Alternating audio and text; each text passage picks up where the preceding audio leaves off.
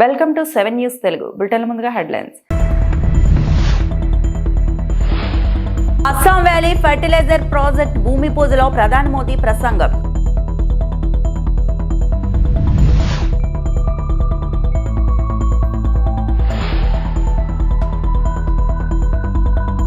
ఐటీని promote చేయడంలో success అయ్యాను.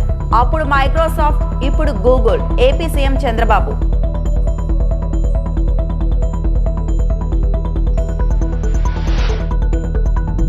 జనవరి 2 నుంచి టోకెన్లు లేకుండా దర్శనానికి అనుమతిస్తాం. TTD chairman.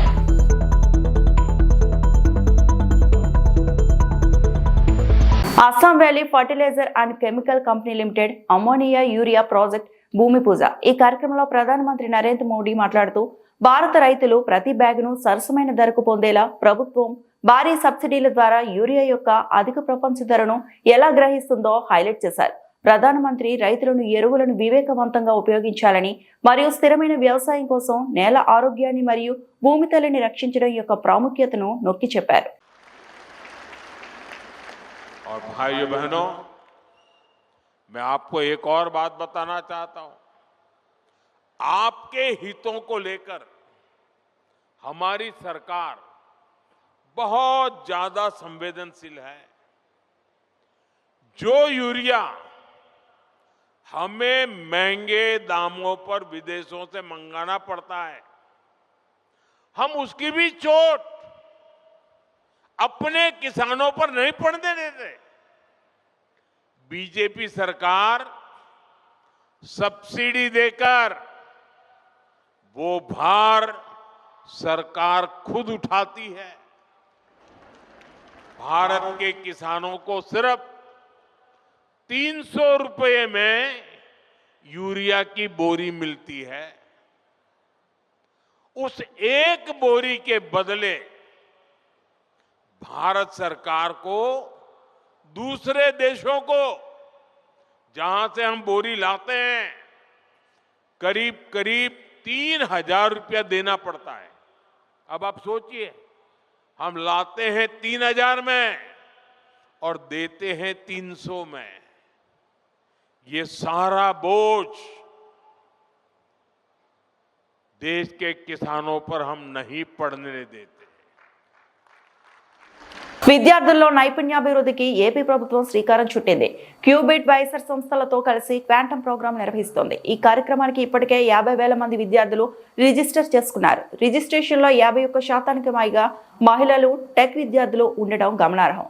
ఈ సందర్భంగా ఈ రోజు ముఖ్యమంత్రి చంద్రబాబు టెక్ విద్యార్థులతో క్వాంటమ్ టాక్ నిర్వహించారు. క్వాంటమ్ టెక్నాలజీ ప్రాధాన్యతపై ప్రధానంగా చర్చించారు సీఎం చంద్రబాబు. సీఎం చంద్రబాబు మాట్లాడుతూ తాను సర్వేస్ అయినట్టు తెలిపారు. 1998లో మైక్రోసాఫ్ట్ ను హైదరాబాద్ కి రప్పించాం. ఇప్పుడు విశాఖకు గూగుల్ సంస్థను తీసుకొచ్చినట్లు వెల్లడించారు. గూగుల్ $15 బిలియన్ పెట్టుబడులను వైజాగ్ లో పెట్టనుందన్నారు. ఇక ఏపీ నుంచి ఎవరైనా నోబెల్ ప్రైజ్ సాధిస్తే 100 కోట్లు ఇస్తామని గతంలో ప్రకటించాం. క్వాంటమ్ టెక్నాలజీ ద్వారా దీన్ని ఎవరైనా అందిపుచ్చుకుంటే వారికి 100 కోట్లు ఇస్తామన్నారు. వ్యక్తిగత ఔషధాలు, preventive, curative help quantum application ద్వారా అందించే అవకాశం ఉంటుంది. సామర్థ్యాలు, వేగం, ఖచ్చితత్వం లాంటివి క్వాంటమ్ టెక్నాలజీ ద్వారా సాధించే అవకాశం ఉంటుందని చంద్రబాబు అన్నారు. Anybody will talk IT. This is the building they used to show now. If you see here, how is it going now? This is all these things happened within 25 years. Who started their career here, they migrated all over the world. I will show how their per capita income has increased. If you see here, Indians as global leaders, Microsoft, biggest company. I am very happy Google. This is Sundar Pichai, Nadella Satya, Arvind Krishna IBM, and also Kulkarni from Rigathi. If you see all these people, they are all Indian origin. They are doing extremely well. Now I am very happy. If you see Microsoft, around 1998 I was attracted to Hyderabad. At that time, Google was a startup company. Today we are able to attract Google, biggest investment, $15 billion, first of its kind in India, is in Visakhapatnam. That is how both companies I am seeing But I'm very happy L&T has constructed high-tech city. L&T is constructing now Quantum Valley. This is co-terminus, how things are happening. Next. If you see here, Telugu people, a global success story. We started IT. If you see startup founders, engineering talent, and also executive leadership, Indian origin households in the US report a median household income of around $150,000, nearly double the overall US median of about 75,000. Average $75,000 any citizen in America, whereas Indians $150,000. It means knowledge economy, nothing else. Knowledge economy. Vaikuntha ద్వార దర్శన ఏర్పాట్ల కోసం 2 నెలలుగా పనిచేస్తున్నామని TTD chairman BR Naidu తెలిపారు. గత అనుభవాల దృష్ట్యా ప్రభుత్వం సబ్ కమిటీలను ఏర్పాటు చేసిందన్నారు. వైకుంఠ ద్వార దర్శన ఏర్పాట్ల కోసం 2 నెలలుగా పనిచేస్తున్నామని టీటీడీ చైర్మన్ బిఆర్ నాయుడు తెలిపారు. గత అనుభవాల దృష్ట్యా ప్రభుత్వం సబ్ కమిటీలను ఏర్పాటు చేసిందన్నారు. సామాజిక మాధ్యమాల్లో ట్రోల్స్ పై బిఆర్ నాయుడు స్పందించారు. టోకెన్లు లేకుంటే తిరుమలకు రానివ్వరంటూ దుష్ప్రచారం చేస్తున్నారు. అలాంటి ప్రచారాలను నమ్మవద్దని భక్తులకు విజ్ఞప్తి చేస్తున్నా తిరుమలకు వచ్చే వారికి అనుమతి నిరాకరించే హక్కు ఎవరికీ లేదన్నారు. టోకెన్లు ఉన్న భక్తులనే దర్శనానికి అనుమతిస్తామని చెప్పాం. జనవరి 2 నుంచి టోకెన్లు లేకుండా దర్శనానికి అనుమతిస్తాం. తిరుమలలో ఈ నెల 30 నుంచి వచ్చే నెల 8 వరకు వైకుంఠ ద్వార దర్శనం అని టీటీడీ చైర్మన్ వివరించారు. ఈ నెల 30వ తారీఖు నుంచి జనవరి 8వ తారీఖు వరకు జరగబోయేటువంటి ఈ మహోన్నతమైనటువంటి కార్యక్రమం ఏదైతుందో వైకుంఠ ఏకాదశి, దానికి కావాల్సిన ఏర్పాట్లన్నీ కూడా ఇప్పటికే అధికార యంత్రాంగం మొత్తం కూడా గత 2.5-3 నెలల నుంచి ప్రణాళికలు చేసుకొని దానికి అనుగుణంగా తయారు చేయటం జరిగింది. వీటన్నిటిని దృష్టిలో పెట్టుకొని గతంలో కూడా కొన్ని సంఘటనలు జరిగినాయి. వాటన్నిటి కూడా దృష్టిలో పెట్టుకొని ఇప్పుడు గవర్నమెంట్ కూడా ఎప్పుడూ లేని విధంగా ఒక 3 మంత్రులతోని ఒక సబ్ కమిటీని వేసి వాళ్ళని కూడా స్టడీ చేసి ఎలా చేయాలి, ఏంటి, భక్తులకి అసౌకర్యం కలగకుండా ఉండాలంటే ఏం చేయాలి అనే విధంగా మనం కూలంకషంగా నిన్న కూడా చర్చించడం జరిగింది. మంత్రులు కూడా మనతో రోజు ఇంటరాక్ట్ అవుతున్నారు. ఇక మన టిటిడి విషయానికి వస్తే ఈఓ గారు కానీ, అడిషనల్ ఈఓ కానీ, ఎస్పీ కానీ, సివిఎస్ కానీ వీళ్ళందరూ కూడా పలుమార్లు కూర్చొని దీన్ని ఏ విధంగా చేస్తే బాగుంటుంది అనేది ఆలోచన చేసి ఒక ప్రణాళిక సిద్ధం చేయటం జరిగింది. అవన్నీ కూడా నిన్న మీ దృష్టికి తీసుకొచ్చాం. ఇది కొంతమంది మీడియాలో, సోషల్ మీడియాలో గ్లోబల్ ప్రచారం చేస్తున్నారు. ఏంటంటే కొంత నో టికెట్ నో ఎంట్రీ. ఇక వాళ్ళ ఇష్టం వచ్చినట్టు కొంతమంది క్యాప్షన్స్ పెట్టి టీటీడీని అబాసు పాలు చేసే విధంగా కొన్ని వార్తలు వస్తున్నాయి. ఈ వార్తలన్నీ కూడా నేను తీవ్రంగా ఖండిస్తున్నాను. అటువంటి వార్తలన్నీ భక్తులు నమ్మొద్దని చెప్పేసి ప్రతి ఒక్కరిని కోరుకుంటున్నాం. ఈ విషయాలన్నీ కూడా మీ ద్వారా భక్తులకు చేరవేస్తే చాలా బాగుంటుందనే ఉద్దేశంతోనే మిమ్మల్ని అందరినీ ఈరోజు పిలిపించడం జరిగింది. కొండ మీదికి రావద్దు అని అనటానికి ఎవరికి అధికారం లేదు, అధికారం ఉండదు కూడా. ఇప్పటి వరకు కూడా అలాంటివి సంఘటనలు ఎక్కడ కూడా జరగలేదు, ఇక మీదట కూడా జరగదు. మేము అప్పీల్ చేసేది ఏంటంటే ఆ మొదట 3 రోజులు ఏదైతే ఉందో వాటన్నిటిని దృష్టిలో పెట్టుకొని మీకు టోకన్లు ఉంటేనే దర్శనం జరుగుతుంది అనేదే మేము ఈ భక్తులకి ఇన్ఫర్మేషన్ చేరవేయాలనే ఉద్దేశంతోనే ఈరోజు సమావేశం. మెడికల్ కాలేజ్ కోటి సంతకాలపై సీఎం, డిప్యూటీ సీఎం, మంత్రి వ్యాఖ్యలను ప్రజలు గమనించాలి అని మాజీ మంత్రి వైసీపీ ఎమ్మెల్సీ బొత్స సత్యనారాయణ అన్నారు. అసలు రాష్ట్రంలో ఎంతమంది ఓటర్లు ఉన్నారో ఈ మంత్రికి తెలుసా? ఏ గ్రామానికైనా వెళ్లి క్రాస్ చెక్ చేసుకున్నారా? IVRS సర్వే చేస్తే ప్రజల అభిప్రాయం ఏంటో మంత్రికి అర్థమవుతుందన్నారు. చిల్లర మాటలు మాట్లాడి స్థాయి దిగజార్చుకోవద్దని సూచించారు. PPP ద్వారా అవినీతికి పాల్పడిన వారిపై కఠినంగా చర్యలు ఉంటాయి. అది మా పార్టీ విధానమని తెలిపారు. ఉప ముఖ్యమంత్రి బెదిరింపులు అనడం ఏంటి?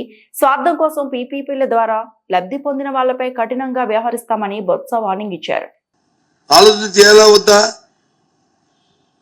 ఎందుకు కేంద్రాన్ని మీరు వచ్చి అడగట్లే? మీ సంబంధిత పోర్ట్ఫోలియోలో మీకు సంబంధించిన అంశము ఉన్నప్పుడు అది శాఖ అయితే మీది, ప్రభుత్వం అయితే మీది. ప్రభుత్వంలో భాగస్వామి కదా మీరు. చంద్రబాబు నాయుడు గారి కంటే పేదలు అక్కర్లేదు, మీకు కూడా అక్కర్లేదు. వాస్తవం కాదా? చంద్రబాబు నాయుడు గారు ఎప్పుడు అధికారంలోకి వచ్చినా కార్పొరేట్ల గురించే చూస్తాడు. పేదవాడి గురించి కానీ, సామాన్యుల గురించి కానీ, మధ్యతరగతి గురించి ఎప్పుడు ఏనాడు కూడా ఆలోచన చేయడు ఆయన. వారికి ఆలోచన ఆ దృక్పథంగా రాదు. ఇవాళ మరి మీరు అందులో భాగస్వామి కదా, మీరు ప్రశ్నిస్తానంటుంటారు కదా. మెడికల్ కళాశాలను అవినీతి చేసి మెడికల్ కళాశాల ప్రజా ఆరోగ్యాన్ని ప్రేరేపణ చేస్తే వాళ్ళందరూ చర్య తీసుకుంటామంటే మమ్మల్ని బెదిరిస్తారా? బెదిరిస్తూ ఉంటారా మమ్మల్ని?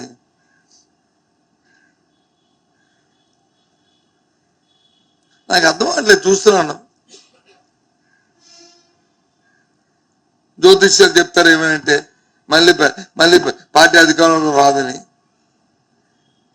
అధికారంలోకి వచ్చిందా, అధికారం రాలేదా, ఎవరు గెలిచారా, ఎవరు పోయారా, అవన్నీ అందరికి తెలిసిందే. రాజకీయ పార్టీ అన్నప్పుడు ఒక సిద్ధాంతపరంగా, సైద్ధాంతపరంగా, ఒక విధానపరంగా ఆలోచన చేసుకుని ఆలోచనతో మనం ముందుకెళ్ళాలి. అదే అలా ఆ ఆలోచన కానీ, ఆ లక్షణాలు కానీ, ఆ వ్యవహారం కానీ, ఆ విషయం కానీ రావట్లేదే.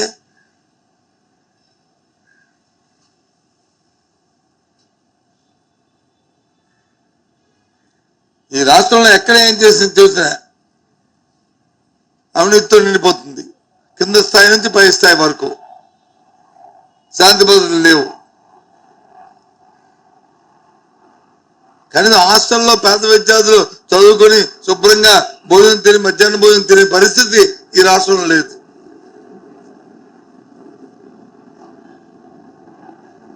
ఈ అంశాన్ని తీసుకున్నా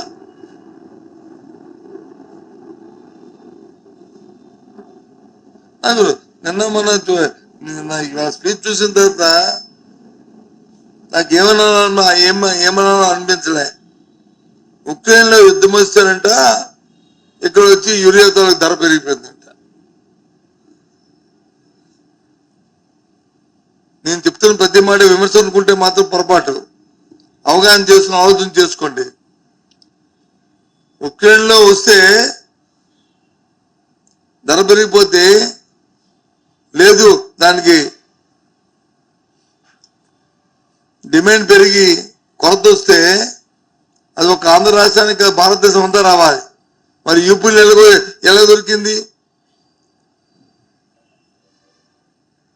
బీహార్లో ఎలా దొరికింది? హర్యానాలో ఎలా దొరికింది? మన పక్కనున్న ఒరిస్సాలో ఏ రకంగా యూరియా దొరికింది? మరి ఇక్కడ ఎందుకు దొరకలేదు? తెలంగాణ, ఆంధ్రాలోనే వచ్చిందా ఉక్రెయిన్ తాలూకు యుద్ధం? భారతదేశం అంతా రాలేదా?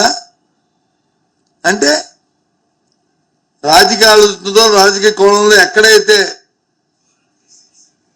ఎన్డీఏ ప్రభుత్వాలు ఉన్నాయో, ఎక్సెప్ట్ ఆంధ్ర తప్ప, ఎక్కడైతే ఎన్నికలు వస్తాయో, ఎన్నికలు జరుగుతున్న రాష్ట్రాలు కానీ ఎన్నికలు రాబోతున్నా అక్కడ వచ్చి పుష్కలంగా దొరుకుతుంది. ఆంధ్రాలో అడిగే రాజులు లేడు కాబట్టి రైతన్న వ్యవసాయం సొంత దండిగా అని నేల చంద్రబాబు నాయుడు గారికి ఉంది కాబట్టి ఇక్కడ యూరియా దొరకట్లేదు. దానికి వచ్చి ఉక్రెయిన్లో వద్దు, ఉక్రెయిన్లో యుద్ధం రాబట్టి ఇక్కడ దొరకట్లేదు అని చెప్పి కుంటి సాకులు చెప్తే ఎలా అబ్బా? వెళ్ళండి ఆ రాష్ట్రాలకు వెళ్ళి మీరు చూడండి, లేదా మీ అధికారులు పంపించండి. ఏ రకంగా ఆ రాష్ట్రాల్లో ఉన్న పరిస్థితి పెట్టేకి అడగండి. అమలాపురంలో భవ్య హెల్త్ కేర్ సర్వీస్ సంస్థ 104 ఉద్యోగులకి చేస్తున్న అన్యాయం పైన నల్లవంతెన దగ్గర నిరసన వ్యక్తం చేశారు. జిల్లా ప్రధాన కార్యదర్శి మల్లవరపు జగజీవన్ రావు మాట్లాడుతూ ప్రభుత్వం మా డిమాండ్స్ వెంటనే పరిష్కరణ చేయాలి అని ఆందోళన చేపట్టారు. 104 ఉద్యోగులకు తగ్గించిన వేతనాలు, రద్దు చేసిన క్యాజువల్ లీవ్లు పునరుద్ధరించాలి. 104 ఉద్యోగులపై భవ్య యాజమాన్య వేధింపులు, తొలగింపులు ఆపాలి. 5 ఏళ్ల సర్వీస్ దాటిన డ్రైవర్లకు స్లాబ్ మార్చి వేతనాలు చెల్లించాలి. డిఈఓలకు ఆంధ్రప్రదేశ్ ప్రభుత్వ జీవో ప్రకారం 1,85,000 వేతనం చెల్లించాలి. ప్రజలకు అవసరమైన అత్యవసర మందులు 104లో అందుబాటులో ఉంచాలి. రాష్ట్ర ప్రధాన కార్యదర్శి సస్పెన్షన్లను తక్షణమే రద్దు చేయాలి అంటూ ప్రభుత్వాన్ని కోరారు.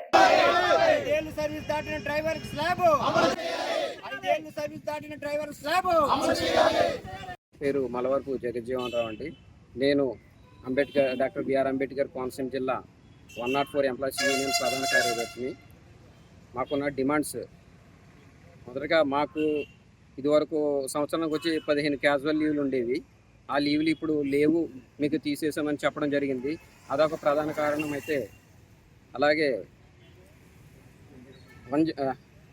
ఉద్యోగులకు తగ్గించిన వేతనాలు గతంలో కంటే ఇప్పుడు వేతనాలు కోత విధించి ఇవ్వడం జరుగుతుంది. అలాగే 5 ఏళ్ళు సర్వీస్ దాటినటువంటి డ్రైవర్లకు స్లాబ్ అనేది అమలు చేయాలి, అది అమలు చేయట్లేదు. అలాగే డిఈఓలకు సంబంధించి జియో నెంబర్ 7 ప్రకారంగా 18,500 రూపాయల జీతం చెల్లించాలి, అది చెల్లించట్లేదు. ప్రజలకి అత్యవసరమైన మందులు అందుబాటులో ఉంచాలి, అవి కూడా అందుబాటులో ఉండాలనేదే మా ప్రధాన డిమాండ్. అరవిందో గత కంపెనీ అరవిందో ఇవ్వాల్సినటువంటి బకాయిలు మాకు ఇంతవరకు చెల్లుబాటు కాలేదు, అవి కూడా మాకు తక్షణమే చెల్లించాలని మా డిమాండ్. ఈ విషయాలన్నీ కూడా మేము పైన ఎప్పటికప్పుడు అడుగుతుంటే అడిగిన వారి మీద కక్షపూరితమైన చర్య ప్రదర్శిస్తూ, అలాగే రాష్ట్ర ప్రధాన కార్యదర్శి అయినటువంటి చాట్ల రాంబాబు గారిని సస్పెన్షన్ ఇవ్వడం జరిగింది. నారా దండోరా సినిమా ఈ నెల 25న విడుదల కాబోతుంది. ఈ సినిమా ప్రీ రిలీజ్ ఈవెంట్ లో నటుడు శివాజీ మాట్లాడుతూ అమ్మాయిలు, హీరోయిన్ల డ్రెస్సింగ్ గురించి ఆయన సంచలన వ్యాఖ్యలు చేశారు. గ్లామర్ పేరుతో హద్దులు దాటొద్దని సూచిస్తూ మీ అందం చీరల్లోనే, మీ అందం నిండుగా కప్పుకునే బట్టల్లోనే ఉంటది తప్పితే మనలో ఉండే సామాన్లు కనబడే దాంట్లో ఉండదు అన్నారు. ఇంకో విషయం చెప్తున్నా అమ్మాయిలు, ముఖ్యంగా హీరోయిన్లు ఏ బట్టలు పడితే అవి వేసుకొని పోతే మనమే దరిద్రం అనుభవించాల్సి వస్తుందమ్మా, ఏమనుకోవద్దు. హీరోయిన్లు అందరూ మీరు అనుకున్నా మనము పోయేదేమీ లేదు, లాగి పీకుతాం మనం, అది వేరే విషయం. కానీ మీ అందం చీరలోనే, మీ అందం నిండుగా కప్పుకునే బట్టల్లోనే ఉంటది తప్పితే సామాన్లు కనబడే దాంట్లో ఉండదమ్మా అన్నారు. ప్రపంచ వేదికల మీద కూడా చీర కట్టుకున్న వారికే విశ్వ సుందర కిరీటాలు వచ్చాయని పేర్కొన్నారు. ఇంకో విషయం చెబుతున్నా, అమ్మాయిలు హీరోయిన్లు ఏ బట్టలు పెడితే వేసుకొని పోతే మనమే దరిద్రం అనుభవించాల్సి వస్తమ్మా, ఏమనుకోవద్దు. హీరోయిన్లు అందరూ మీరు అనుకున్నా నాకు పోయేది లేదు, లాగి పీకుతాం మనం, అది వేరే విషయం. కానీ మీ అందం చీరలోనో, మీ అందం నిండుగా కప్పుకునే బట్టల్లోనే ఉంటుంది తప్పితే సామాను కనపడే దాంట్లో ఏముండదమ్మా.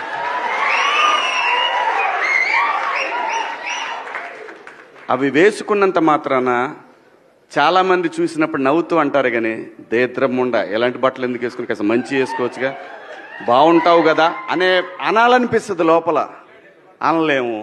అంటే మళ్ళీ స్త్రీ స్వాతంత్రం లేదా, స్వేచ్ఛ లేదు. స్త్రీ అంటే ప్రకృతి, ఎంత అందంగా ఉంటే అంత గౌరవం పెరిగిద్ది. ఈ ప్రకృతి అద్భుతంగా ఉంటుంది.